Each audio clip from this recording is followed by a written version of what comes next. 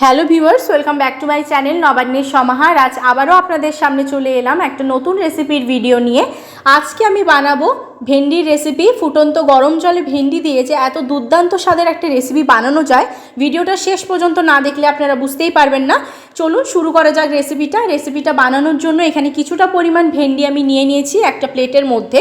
এবার অপর দিকে আমি গ্যাস জ্বালিয়ে কড়াই বসিয়ে তাতে দিয়ে দিয়েছি পরিমাণ মতন জল। এবার এর মধ্যে দিয়ে দিলাম নুনটা দিয়ে দেওয়ার পর আগে থেকে রেখে দেওয়া ভেন্ডিগুলো আমি এর মধ্যে দিয়ে দিচ্ছি। এবার এটাকে একটু ভাপিয়ে নেব। এবার এটাকে আমি 2 থেকে 3 মিনিটের জন্য মিডিয়াম ফ্লেমে এইভাবে ভাপিয়ে নিচ্ছি। দেখুন আমি ঢাকা দিইনি, এইভাবেই কিন্তু আমি ভাপিয়ে নিয়েছি। ফিরে এসেছি 3 মিনিট পর। এবার এটাকে আমি ছাঁকনি দিয়ে তুলে নিচ্ছি, দিয়ে একটু ভেন্ডিগুলোকে ঠান্ডা হওয়ার জন্য রেখে দিয়েছিলাম। কিছুক্ষণ পর ফিরে এলাম, ভেন্ডিটা ঠান্ডা হয়ে গেছে। এবার একটা পরিষ্কার কাপড় দিয়ে দেখুন ভেন্ডিগুলোকে একটু মুছে নিচ্ছি যাতে জলগুলো ভেন্ডির সমস্তটা চলে যায়। এবার একটা প্লেটের মধ্যে আমি কিন্তু ভেন্ডিগুলোকে নিয়ে নিয়েছি আবার। এবার আমি এক একটা ভেন্ডিকে নিয়ে এইভাবে ভেন্ডির মাথার এবং পেছনের দিকটা একটু বাদ দিয়ে এইভাবে আমি 2 ভাগে ভাগ করে কেটে নিচ্ছি। তবে আপনারা চাইলে আরও ছোট ছোট করেও কিন্তু কেটে নিতে পারেন। এইভাবে সমস্ত ভেন্ডিগুলোকে আমি কেটে নেব। কেটে নিয়ে আপনাদের সামনে আবার ফিরে আসছি। সমস্ত ভেন্ডিগুলো দেখুন আমি কেটে নিয়ে চলে এসেছি, একটা প্লেটের মধ্যে রেখেছি। এবার এর মধ্যে কিছু মশলা অ্যাড করে দেব। দিয়ে দিচ্ছি এখানে আমি হলুদ গুঁড়ো পরিমাণ মতন, দিয়ে দিচ্ছি এখানে লাল লঙ্কার গুঁড়ো।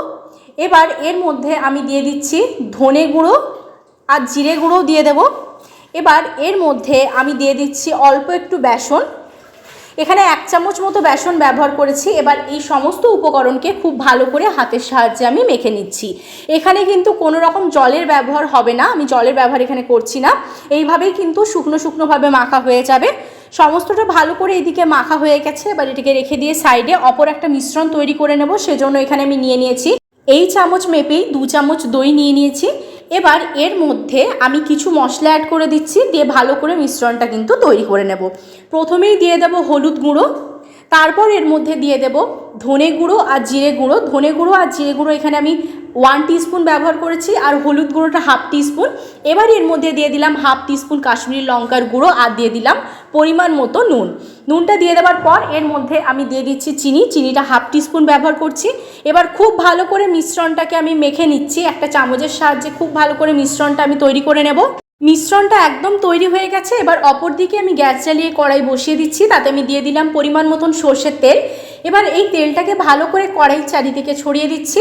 এবার মশলা মাখিয়ে রাখা ভেন্ডিগুলো এর মধ্যে আমি দিয়ে দিচ্ছি, দিয়ে ভালো করে একটু ভেন্ডিগুলোকে ভেজে নেব। এদিকে ভেন্ডিগুলো ভাজা হতে থাক, অপর দিকে একটা শুকনো মশলা তৈরি করব। সেজন্য 1/2 টিস্পুন করে গোটা ধনে, গোটা জিরে আর গোটা মৌরি নিয়ে নিয়েছি। এবার হামানদিস্তায় এর একটা পেস্ট বানিয়ে নিচ্ছি। একদম মিহি পেস্ট করব না, একটু দানাদার রাখবো। আর এইদিকে দেখুন ভেন্ডিগুলোও ভাজা হয়ে গেছে। এবার এগুলোকে একটা পাত্রের মধ্যে আমি তুলে নেব। ভালোভাবে এগুলোকে তুলে নিয়ে আবার এই কড়াইয়ের মধ্যেই আমি দিয়ে দিচ্ছি পরিমাণ মতন সর্ষের তেলটা এর মধ্যে দিয়ে দেওয়ার পর একটু গরম হয়ে গেলে যে শুকনো মশলাটা তৈরি করে রেখেছিলাম সেটা দিয়ে দিলাম। আর দেখুন কত সুন্দর একটু দানা দানা রয়েছে, একদম মিহি শুকনো পেস্ট কিন্তু তৈরি করিনি। এবার এটাকে ভালো করে 15 সেকেন্ড মতো ভেজে নিচ্ছি। ভেজে নেওয়ার পর এর মধ্যে দিয়ে দিলাম আমি কাঁচা লঙ্কা। এবার যে মিশ্রণটা তৈরি করেছিলাম সেটা এবার এর মধ্যে আমি দিয়ে দিলাম। মিশ্রণটা দিয়ে দেওয়ার পর ভালো করে কিন্তু মিশ্রণটাকে এইভাবে একটু নাড়াচাড়া করে নেব।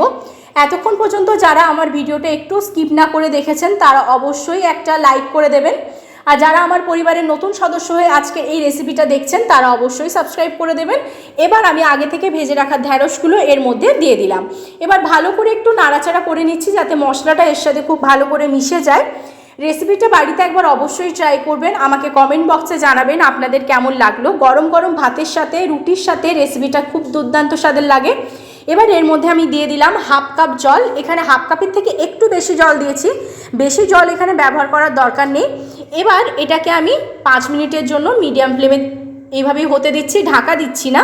যেহেতু এটা আমি আগে থেকেই ভাপিয়ে নিয়েছিলাম সেজন্য আর ঢাকা দিলাম না, আর ভেজেও নিয়েছি, সেই জন্য কিন্তু ঢ্যাঁড়সগুলো ভালোভাবেই একদম ভাজা ভাজা হয়ে গেছে, সেদ্ধও হয়ে গেছে। এবার ফিরে এলাম আমি এখানে কিছুক্ষণ পর। দেখুন খুব সুন্দরভাবে এটা ফুটে উঠেছে। এবার এর ওপর থেকে আমি ছড়িয়ে দিচ্ছি গরম মশলার গুঁড়ো দিয়ে দেওয়ার পর একটু নাড়াচাড়া করে নিলেই আমার রেসিপিটা একদম রেডি হয়ে যাবে। এরকম সহজ একটা রেসিপি বাড়িতে একবার অবশ্যই ট্রাই করবেন। আর সম্পূর্ণ নিরামিষভাবে আজকের এই রেসিপিটা আমি তৈরি করেছি। যে কোনো নিরামিষ দিনে হোক বা এমনি দিনেই আপনারা এই ঢ্যাঁড়সের রেসিপিটা বানিয়ে ফেলতে পারেন। রেসিপিটা আপনাদের কেমন লাগলো আমাকে অবশ্যই কমেন্ট করে জানাবেন। ভালো থাকবেন, সুস্থ থাকবেন, আবার দেখা হচ্ছে নতুন আরেকটা রেসিপির সাথে।